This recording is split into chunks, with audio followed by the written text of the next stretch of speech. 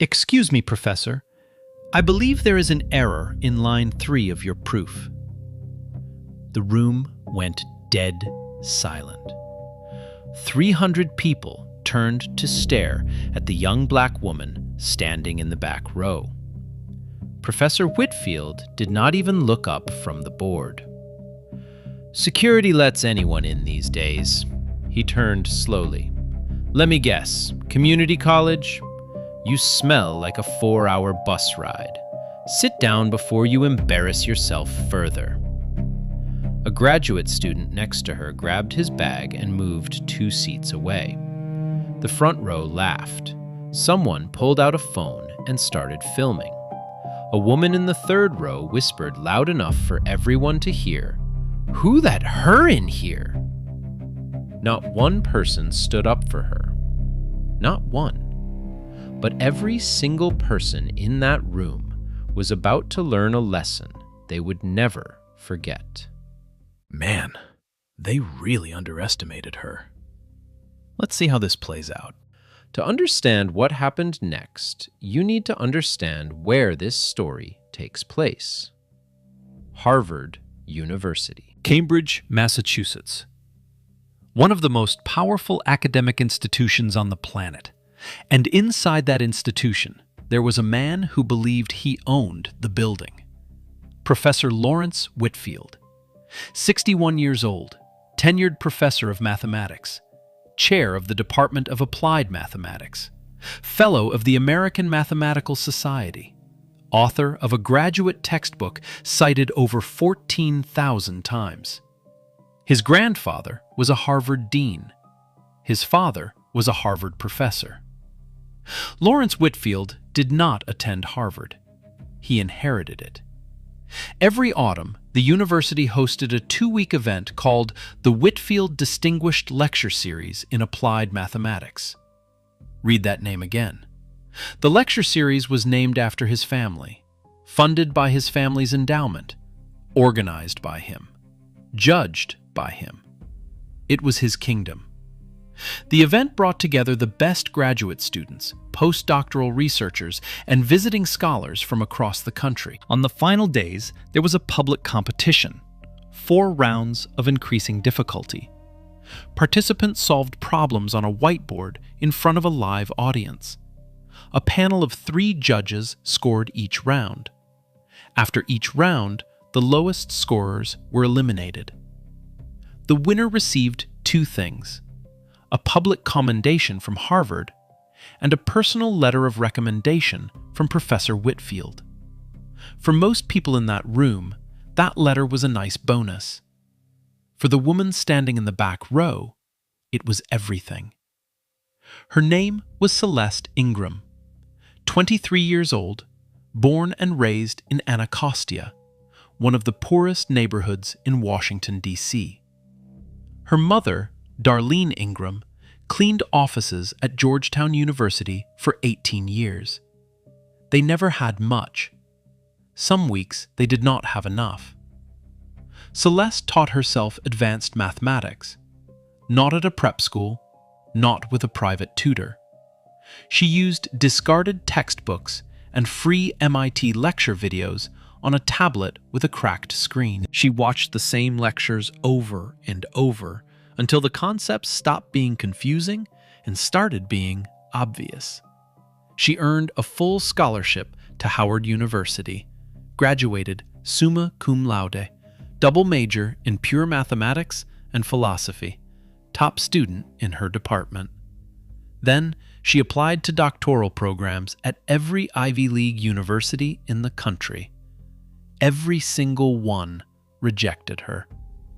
The letters were polite. They all said the same thing: not the right fit. No explanation, no feedback. Just a closed door with a polite sign on it. So Celeste took a job tutoring math at a community center in D.C. She saved money. She waited. And when she heard about the Whitfield Lecture Series, open enrollment, anyone could audit. She bought a bus ticket to Boston.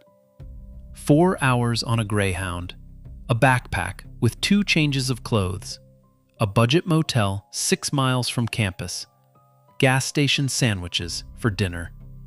She did not come to make friends. She came because that letter could open every door that had been slammed in her face. But from the moment she walked in, the room made one thing clear. She was not welcome. It was not just Whitfield. It was everything. The portraits on the walls, all white men. The leather seats filled with students who greeted each other by first name. The way people looked at her backpack and then looked away.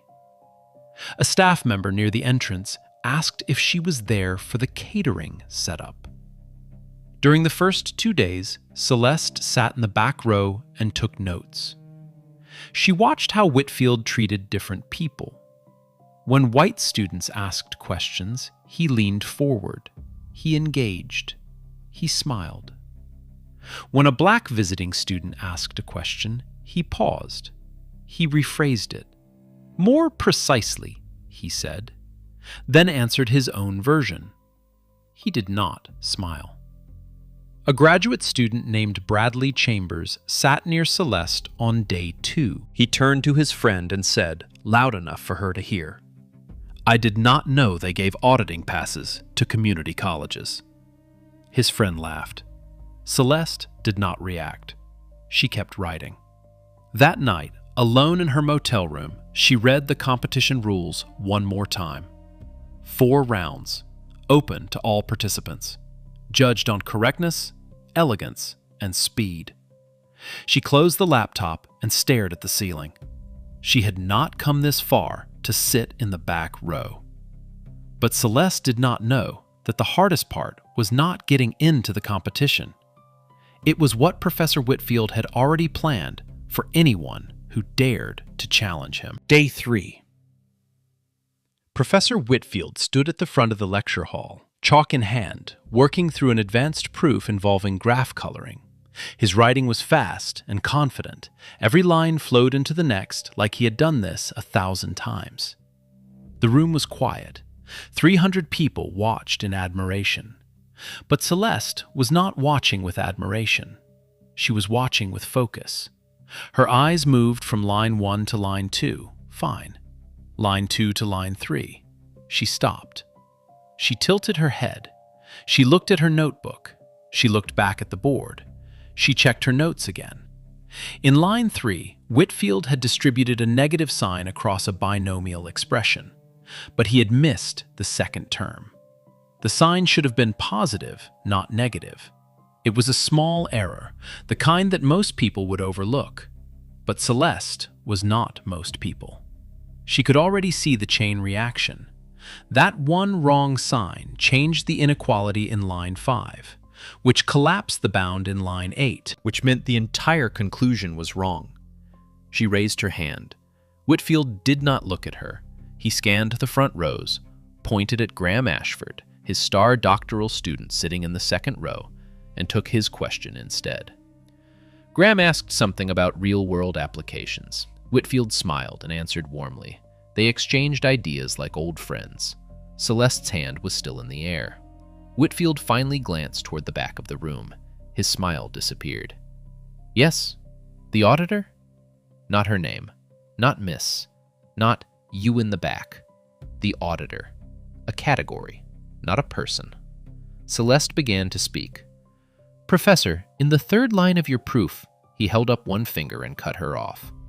I will take questions from enrolled participants first. If there is time at the end, auditors may submit questions in writing. He turned back to the board. Conversation over. The room was quiet. Not the kind of quiet that comes from sympathy, the kind that comes from discomfort. A few students in the front row exchanged glances. Bradley Chambers smirked.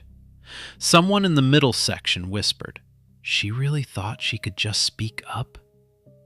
Nina Dawson, a black woman sitting next to Celeste, another auditing visitor, gripped her armrest so hard her knuckles turned white. She looked at Celeste with an expression that said, "Let it go. It is not worth it." But Celeste did not let it go. She looked at the board. She looked at the man who had just reduced her to a label. She looked at 300 people who had already decided she had nothing worth saying. And she raised her hand again. This time, the room noticed. Not because they supported her, because they were curious, the way a crowd is curious when someone walks toward a cliff edge. Graham turned around in his seat. 2 postdocs in the middle stopped whispering. Even Bradley looked back. Whitfield saw the hand. He knew the room was watching. If he ignored her again, it would look petty. If he let her speak, she might embarrass herself, which would prove his point. He sighed. The sigh of a man doing someone a favor they did not deserve. Fine. Go ahead. Celeste stood up. She did not rush. She did not stammer. She looked directly at the board and opened her mouth. And what she said next made every single person in that room stop breathing. Celeste stood in the back row. She did not step forward. She did not move to the aisle. She just stood exactly where she was and spoke in a voice that was calm, clear, and absolutely steady. In line 3, when you distributed the negative across the binomial, the second term should be positive, not negative. She paused. Not for dramatic effect. She paused because she was giving the room time to look at the board. That changes the inequality in line 5, which means the bound you stated in line 8 does not hold. Then she sat down. That was it. 3 sentences, no elaboration, no apology, no, I could be wrong, but. She said what she saw, and she sat down. The room did not react immediately. There was a silence. Not the polite kind, not the respectful kind. It was the silence of 300 brains doing math at the same time. Every head in the room turned toward the board. Eyes moved to line 3. Fingers traced the negative sign. Lips moved silently, recalculating. One by one, the realization spread across the room like a wave. She was right. The sign was wrong. The inequality in line 5 collapsed. The bound in line 8 was invalid. The entire conclusion, the conclusion that a tenured Harvard professor had just presented with absolute confidence, was built on a mistake that a 23-year-old woman from Anacostia had caught in under 2 minutes. It took the room about 8 seconds to figure that out. It took Professor Whitfield about 3. He knew before anyone else did. You could see it in the way his hand stopped moving. You could see it in the way his jaw tightened, just slightly, before he turned around.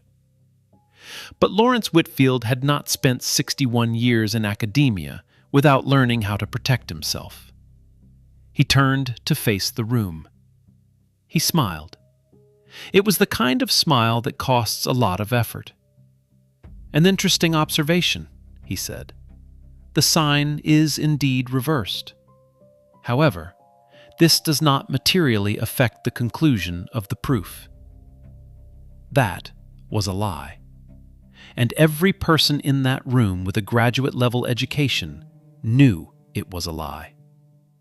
The sign error did not just affect the conclusion, it destroyed it. Whitfield was betting that the authority of his name would outweigh the authority of her math. For 61 years, that bet had always worked. But something was different this time. A postdoctoral researcher in the front row, a woman named Dr. Sarah Bennett, opened her notebook and started rechecking the proof from line 1. Then, a student 2 rows behind her did the same thing. Then Graham Ashford, Whitfield's own protege, pulled out a pen and began working through the derivation. The silent rechecking was the judgment. No one said a word. No one needed to. The sound of pens scratching on paper said everything. Whitfield watched it happen. He stood at the front of the room and watched his own students verify that he was wrong, and that the woman he had just humiliated was right. The narrator said he did not lose the room in that moment, but for the first time in his career, he felt it shift. And at the panel table, something else was happening. Dr. Evelyn Calloway, visiting professor from Princeton, one of the foremost number theorists in the country, and one of the only black women to hold a named chair at a top 10 research university, tilted her head slightly. She looked at the board. She looked at Celeste. She opened her notebook and wrote 2 words.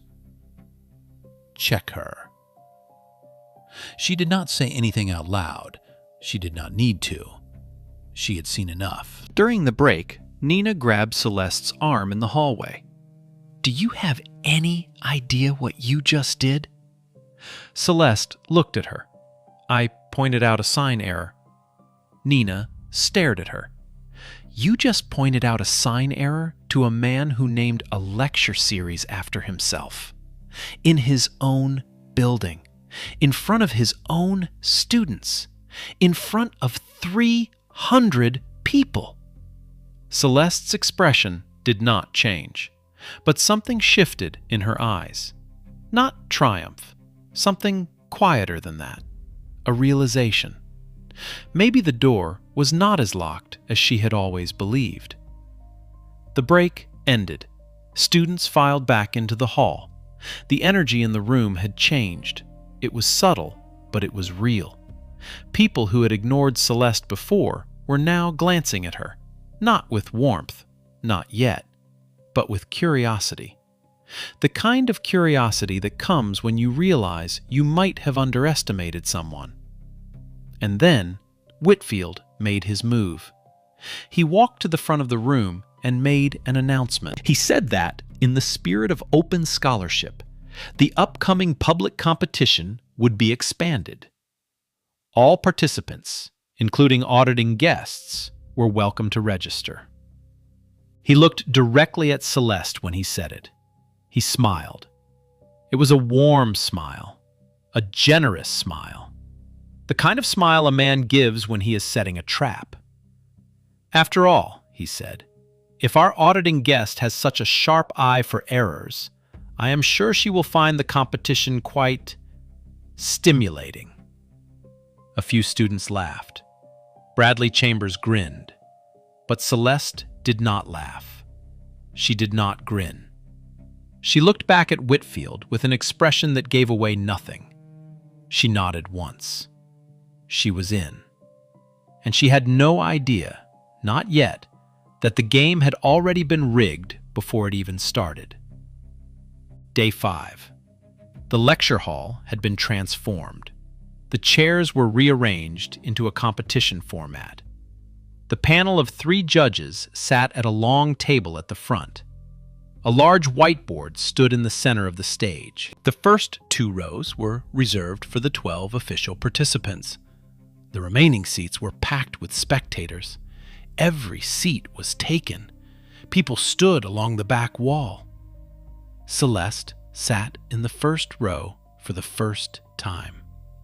She was the only participant without a formal invitation, the only auditor, the only Howard graduate, the only person carrying a backpack instead of a leather portfolio. 12 competitors. 11 of them had been handpicked by Whitfield. The 12th had been dared to show up. The rules were simple. Each round, a problem appeared on the board. Participants had a set amount of time to solve it, then present their solution. The panel scored on 3 criteria: correctness, elegance, and speed. Lowest scores were eliminated each round. The final round would be one-on-one. Round 1. An optimization problem. a variant of what mathematicians call the assignment problem, a scheduling puzzle involving how to match tasks to resources in the most efficient way. The other participants began setting up the standard approach. It was called the Hungarian method, a well-known algorithm taught in every graduate program. Graham Ashford moved quickly and confidently. He knew the technique cold. Celeste looked at the problem for about 30 seconds. She did not start writing. She just stared. Then she saw something no one else saw. The problem had a hidden symmetry. The structure of the graph was bipartite, meaning it could be split into two groups with connections only between them, not within them. And that symmetry meant the entire problem could be reframed. Instead of using the standard method, Celeste converted it into a minimum cost flow problem on a much smaller network. She walked to the board and started writing. Her solution was half the length of everyone else's. She finished first. Not by a small margin, by a wide margin. Graham finished second. His answer was correct, but his approach was the long way around. He had built a highway. Celeste had found a shortcut no one else even knew existed. The panel scored. Celeste received the highest marks. Graham came in second. Whitfield, sitting in the audience, did not clap. His jaw tightened by exactly 1 millimeter. And the room began to shift. Students who had smirked at Celeste 2 days earlier were now leaning forward. A few pulled out their phones, not to mock her this time, to record her. Someone in the back row typed out a tweet. "An auditor from Howard is leading the Whitfield Challenge at Harvard. You need to see this." Within an hour, it had been retweeted over 200 times. Yo, wait, like, she really just walked into Harvard with a backpack and a cracked tablet education? And she's beating everybody? No one says anything. 'Cause the math? Yeah, it speaks for itself. And they're still looking at her like she's nothing? Nah, that's wild. Between rounds, something happened behind the scenes. Whitfield approached the panel during the break. He suggested that the remaining problems should increase in theoretical depth. That sounds reasonable. It was not. It was code. It meant shifting the problems toward areas that required access to cutting-edge research, the kind shared in exclusive Harvard seminars, the kind a student from Howard would never have seen. Dr. Calloway noticed. She did not object. Not yet. But she watched, and she began keeping a very careful record. Meanwhile, Celeste was in the hallway eating a granola bar from her backpack. She had no idea what was being discussed. She had no idea the rules were being quietly reshaped against her. She was just reviewing her notes and trying to ignore the fact that her hands were shaking. Not from fear, but from the sheer effort of being the only person in the room no one expected to be there. Nina found her in the hallway, sat down next to her, was quiet for a while. Then she said, "You know they are going to come for you, right?" Celeste looked at her. "I know." "And you are still going to do this?" "I did not ride a bus for 4 hours to quit after round 1. Nina almost smiled. But the next round would not be a standard problem from a textbook, and the scoring would not be what it seemed. Because while Celeste was eating a granola bar in a hallway, Professor Whitfield was in a room making sure the game she was winning would become a game she could not win. Round 2. The problem appeared on the board. It read, "Prove the following statement." Below it was a mathematical claim about a specific property of connected graphs. It looked straightforward. Every participant in the room picked up their chalk and began constructing a proof. Graham was writing fast. 2 other doctoral candidates were working through careful, methodical steps. The room was quiet, except for the sound of chalk on boards. Celeste did not pick up her chalk. She stood in front of the board and stared at the statement. 90 seconds passed. People in the audience started to whisper. Bradley Chambers leaned over to the person next to him and said, "Looks like she finally hit her ceiling." But Celeste was not stuck. She was thinking. And what she was thinking was something that no one else in the room had considered. The statement was false. Everyone else was trying to prove something that could not be proved. They were building roads to a city that did not exist. Celeste saw it. She saw that if you constructed a small graph, just 6 vertices, carefully connected, the entire claim fell apart. She picked up the chalk. She drew the graph. 6 dots, a specific pattern of lines between them. She stepped back and said 5 words. This is a counterexample. The statement is false. The panel conferred. Dr. Calloway examined the graph closely. She checked each connection. She nodded. The statement was indeed false.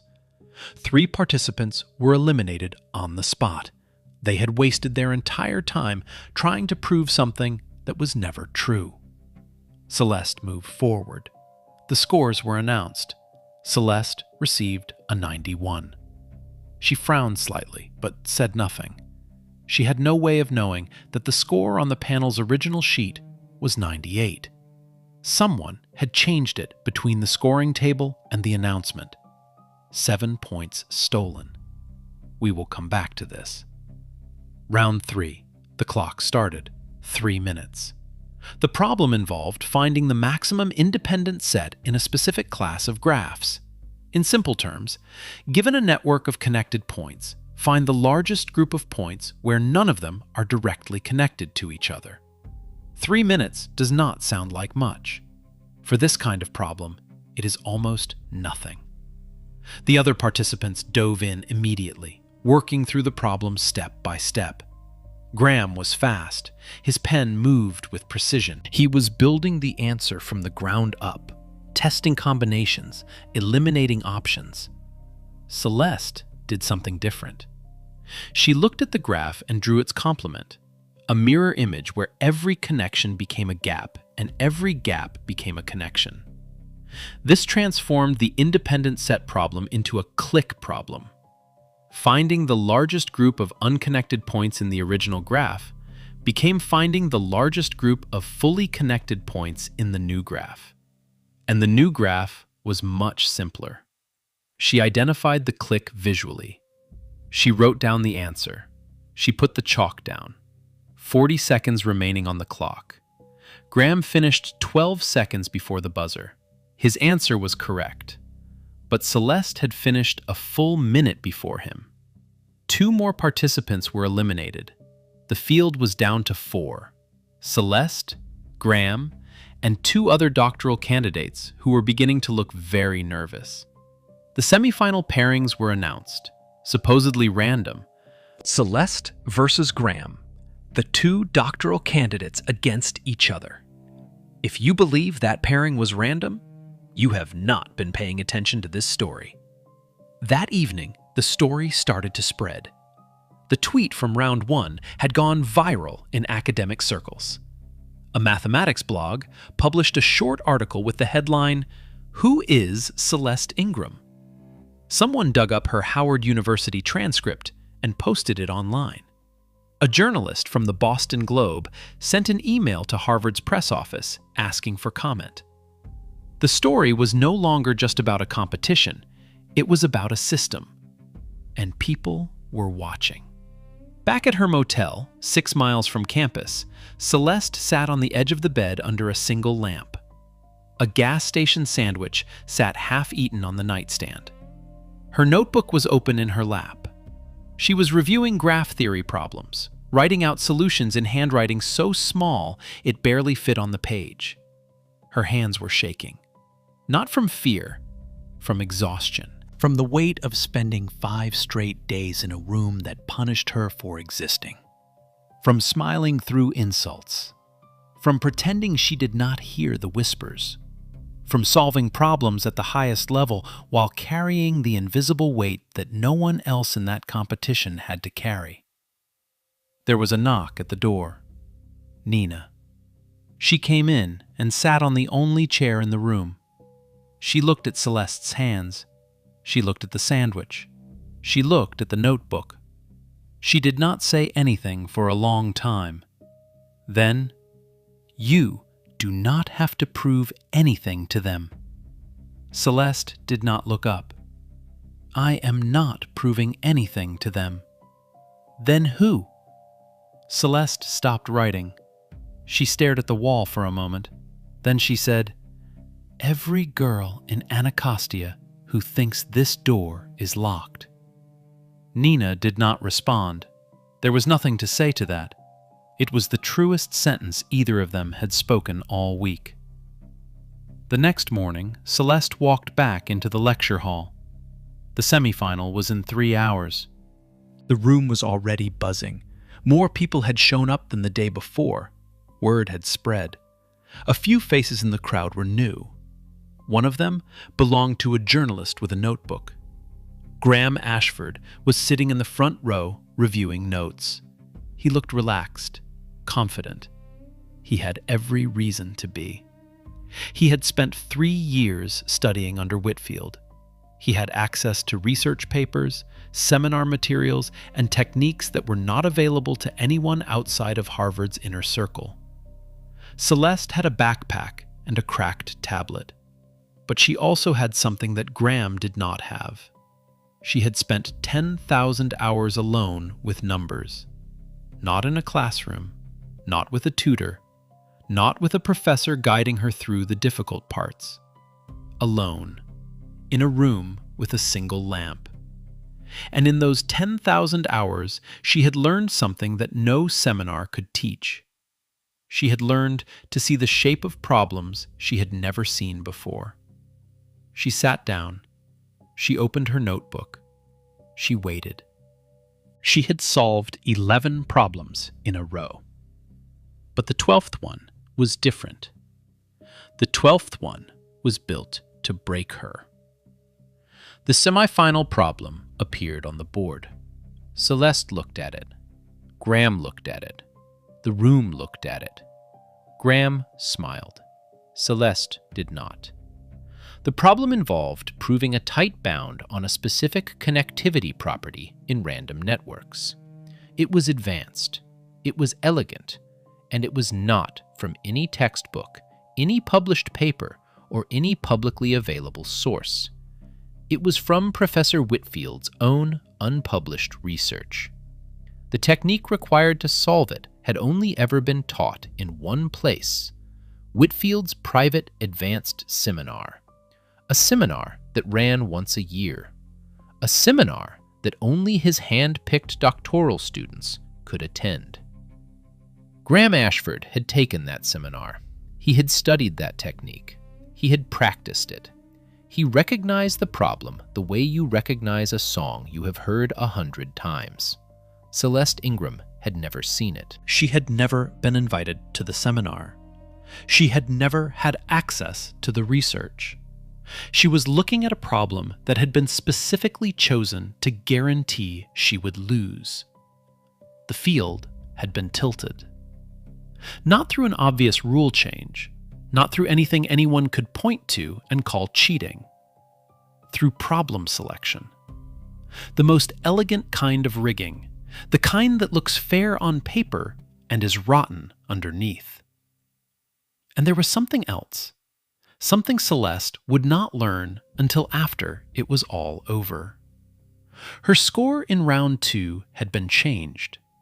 Her actual score, the one written on the panel's original scoring sheet, was 98. The score that was announced to the room was 91. 7 points stolen.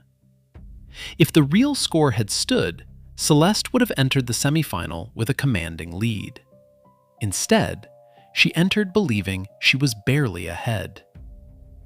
2 manipulations, 2 invisible walls, both built by the same man.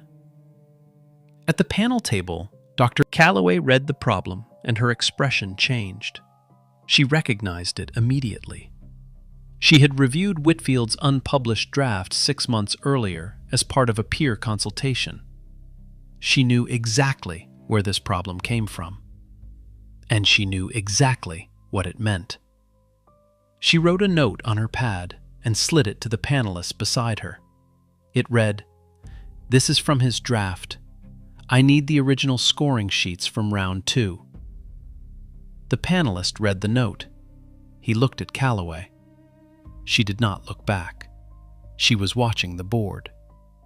The clock started. 15 minutes. Graham picked up his chalk with the confidence of a man who already knew the answer. Celeste picked up hers with the focus of a woman who knew she was walking into a trap. But she picked it up anyway. Graham moved like a man taking a test he had already seen the answers to. His chalk flowed across the board in smooth, confident strokes. Every line followed the next without hesitation.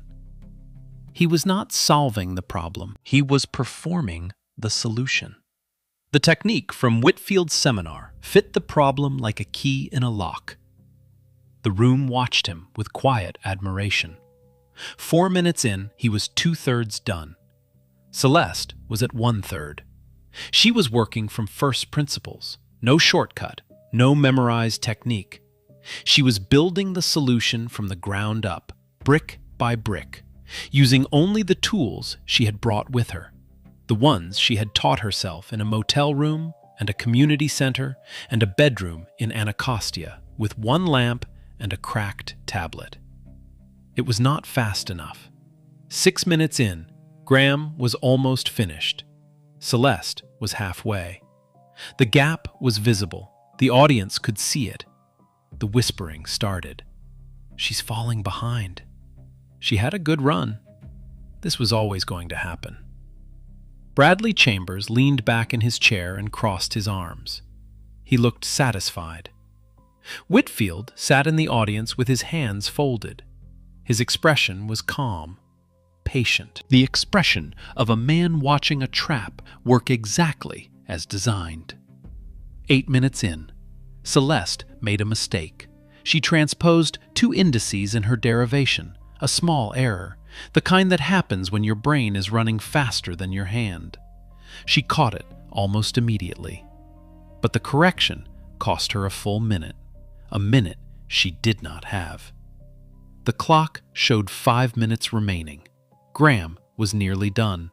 Celeste was staring at a board full of work that was not finished. And then something happened that had not happened at any point in this story. Celeste stopped writing. Her chalk hand dropped 2 inches. Her shoulders shifted. Her breathing changed. For 3 seconds, exactly 3 seconds, she looked like a woman who was about to put the chalk down and walk away from the board. 300 people saw it. Some felt sympathy. Some felt vindicated. Bradley Chambers almost laughed. Nina Dawson, sitting in the 6th row, was gripping the armrest so hard her knuckles were white. She was not breathing. Then Celeste looked up, not at the board, not at Graham, not at Whitfield. She looked at the audience, and somewhere in the 6th row, her eyes found Nina. Nina did not nod. She did not smile. She did not mouth any words of encouragement. She just looked at Celeste. Steady, unblinking, without pity, without fear. Sometimes the most powerful thing someone can do is simply refuse to look away. Celeste turned back to the board. She stared at her work for 2 seconds. Then she did something no one expected. She erased 3 lines. Not a correction, not a fix. She wiped out an entire section of her approach and started over. She abandoned the standard path completely. She was not going to chase Graham's technique. She was not going to play the game Whitfield had designed for her to lose. She was going to build her own. A new construction appeared on the board. An auxiliary graph. A mapping between 2 structures that no one in the room had seen before. She was not following any textbook. She was not applying any known method. She was inventing something in real time, under pressure, with 300 people watching and a clock counting down. Graham put his chalk down. Done. The room applauded. His solution was clean, correct, and built on the technique he had been handed. Whitfield nodded in approval. The clock showed 90 seconds remaining. Celeste was still writing. Her chalk was moving fast, faster than it had moved all day. New lines, new inequalities. The auxiliary graph was taking shape. 60 seconds, 30 seconds. She was running out of board space. She moved to the bottom right corner and wrote the final line, small but clear, the line that completed the proof. The buzzer sounded. But Dr. Evelyn Calloway had been watching the entire board from the panel table, and she had seen something that everyone else missed. Celeste stepped back from the board. The buzzer was still ringing in the air. Whitfield stood up. He walked to the front of the room with the slow, measured stride of a man who had already decided the outcome. He positioned himself directly in front of the whiteboard, directly in front of the bottom right corner where Celeste had written her final line, and faced the audience. "Time," he said. "Mr. Ashford has completed his solution. Unfortunately, Miss Ingram's work appears to be incomplete." He gestured toward the board behind him. From the audience's angle, the main body of Celeste's proof was visible, the auxiliary graph, the mapping, the inequalities. But the final line, the one she had written in the corner in the last seconds, was hidden behind Whitfield's body. The room saw an unfinished board. Graham was awarded the round. The audience clapped, polite, restrained, the kind of applause that says, "Well, that is that." Celeste stood at the side of the stage, silent. Still, her face gave away nothing. Nina, in the 6th row, had tears running down her face. Not because it was sad, because it was unfair. Because everyone in the room had just watched a rigged game produce exactly the result it was rigged to produce. Graham shook hands with 2 of the panelists. Whitfield was already preparing to announce the final round format. The story, it seemed, was over. Every person in that room thought it was over, including me. Then Dr. Evelyn Calloway spoke. "Professor Whitfield." Her voice was not loud. She did not raise it. She did not need to. It was the kind of voice that stops a room, not because of its volume, but because of its authority. 25 years at Princeton, hundreds of published papers, a named chair in number theory. When Evelyn Calloway said your name, you stopped what you were doing. Whitfield stopped. "Before you proceed," Calloway said, "I would like to examine Miss Ingram's board." Whitfield blinked. "The solution is incomplete, Dr. Calloway. We all saw—" "Humor me." 2 words. The room went silent. Not the uncomfortable silence from before, a different kind. The kind where 300 people suddenly realized they might be about to witness something they did not expect. Calloway stood. She pushed her chair back.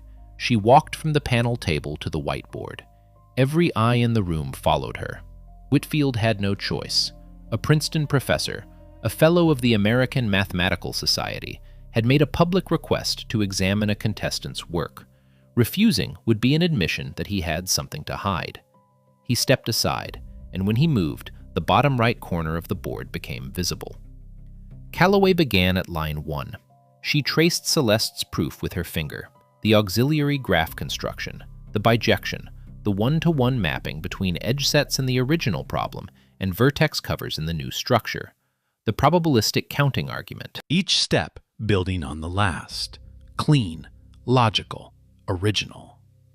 Her finger reached the end of the main body of work. She kept going. It moved to the bottom right corner. She stopped. She read the final line. She read it again. Then she turned to face the room. 5 seconds of silence. In those 5 seconds, 300 people were confused. Graham was frowning. Whitfield's smile was frozen in place like a mask that no longer fit.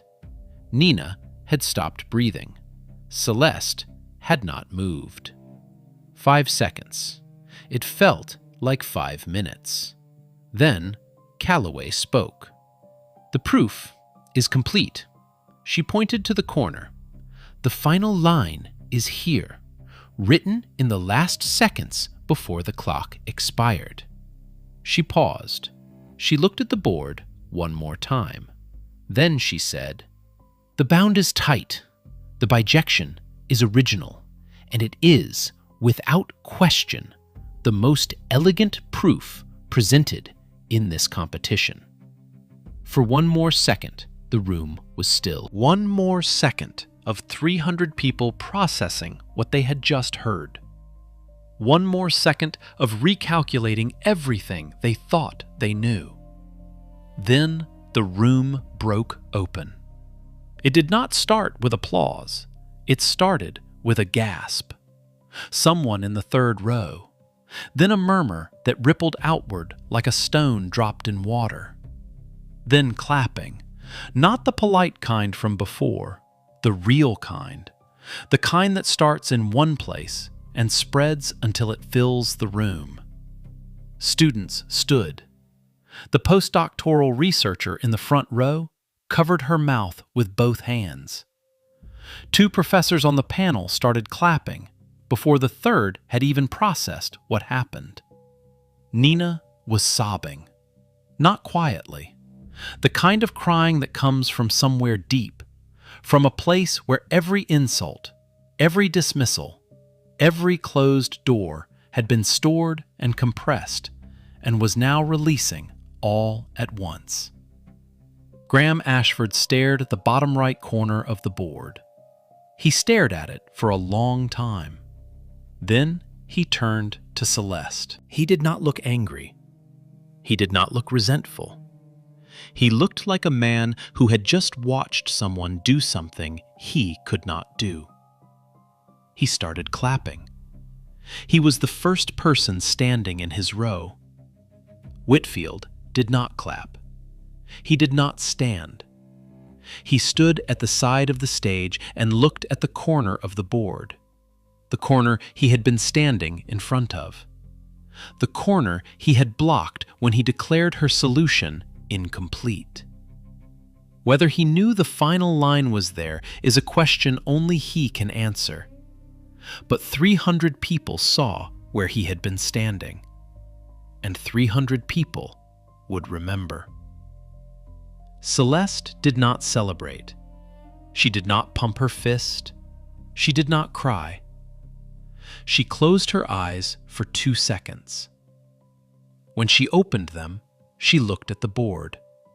Not at the audience, not at Whitfield, not at the cameras. She looked at her own work, because the proof was the only thing in that room that had never lied to her. Calloway turned to the panel. "I move that we reevaluate the semifinal scores. Miss Ingram's proof is not only complete, it is superior. The bijection is original. The approach is more general than the standard method. I further move that the competition be awarded outright. There is nothing a final round could add." The panel voted 3-0, unanimous. Celeste Ingram won the Whitfield Challenge. Graham shook her hand. "That bijection was something I have never seen. Where did that come from?" Celeste looked at him. "I did not have your technique, so I had to build my own path." Graham paused, then quietly, "Your path was better." The room was still applauding, but the story was not over, because Dr. Calloway was not finished. She had one more thing to say, and when she said it, the applause would stop, and the silence that followed would be the loudest sound that room had ever heard. The applause was still fading when Calloway stood again. Nobody had left. 300 people, phones still out. Some are still recording. She walked to the center of the stage, carrying 2 documents. "Before we conclude, there is a matter of record." The room went quiet. She held up the first document. The semifinal problem was traced to an unpublished research draft, authored by Professor Whitfield, dated 6 months ago. The technique required to solve it was taught exclusively in his private seminar, available only to his doctoral students. She held up the second document. This is the original scoring sheet from round 2. Miss Ingram's actual score was 98. The score announced to this room was 91. She placed both documents on the table. The discrepancy has been documented. 300 heads turned to Whitfield. Then the phones came up. Not a few, 100. Red recording lights blinked across the auditorium like unblinking eyes. Dean Harold Prescott stood from the 5th row. He saw the phones. He saw the journalist from the Boston Globe scribbling in the 3rd row. The Whitfield Lecture Series is suspended immediately, pending review by the Office of Academic Integrity. Professor Whitfield, you are relieved of all administrative duties, including department chair, effective now. He paused. Additionally, I believe an acknowledgement is owed to Miss Ingram. Professor Whitfield? Every camera pointed at one man. Whitfield stood. His face was gray. He opened his mouth, closed it, opened it again. Miss Ingram, I owe you an apology. The competition should have been conducted fairly. It was not. That is my responsibility. The words came out like they were being pulled with pliers. But they were public. They were recorded. They could never be unsaid. Within 6 hours, the video had 2 million views. By morning, the story was on the front page of the Boston Globe, the New York Times, and CNN. 3 former students came forward with similar accounts. His publisher paused his textbook. Speaking invitations vanished. 61 years of prestige collapsed in 61 hours. Harvard does not fire tenured professors. It lets them become invisible. 2 days later, the lecture hall was empty. Celeste came back to collect a notebook she had left behind. The room was silent. The seats were empty. The lights were dim. But the whiteboard was still there, and her proof was still on it. No one had erased it. She was not alone. Whitfield was standing in front of the board, not performing, not lecturing, just standing there, looking at her work. His career was in ruins. His name had been removed from the series his family built. His office had been reassigned. But none of that was on his face right now. He was just looking at the math. He heard her footsteps and turned. Miss Ingram, the bijection. Where did you learn that technique? I did not learn it. I built it. A long pause, the longest silence between 2 people in this entire story. No cameras, no audience, no performance. Just a man and a woman and a proof on a board. Yes, I can see that. It was not an apology. The apology had already been extracted in public in front of cameras, and it had meant nothing. This was different. This was a man standing alone in front of a proof he could not have written, admitting, to himself as much as to her, that he had been wrong about her. Celeste received the letter of recommendation reviewed by committee. She applied to 3 doctoral programs, accepted to all 3. She chose MIT, not Harvard. She did not choose the institution that finally let her in. She chose the one that wanted her from the start. On the bus ride home to DC, she called Nina. "How does it feel?" Celeste thought for a moment. "It feels like the door was never locked. We just could not see the handle." Real talk. This one hits different for me.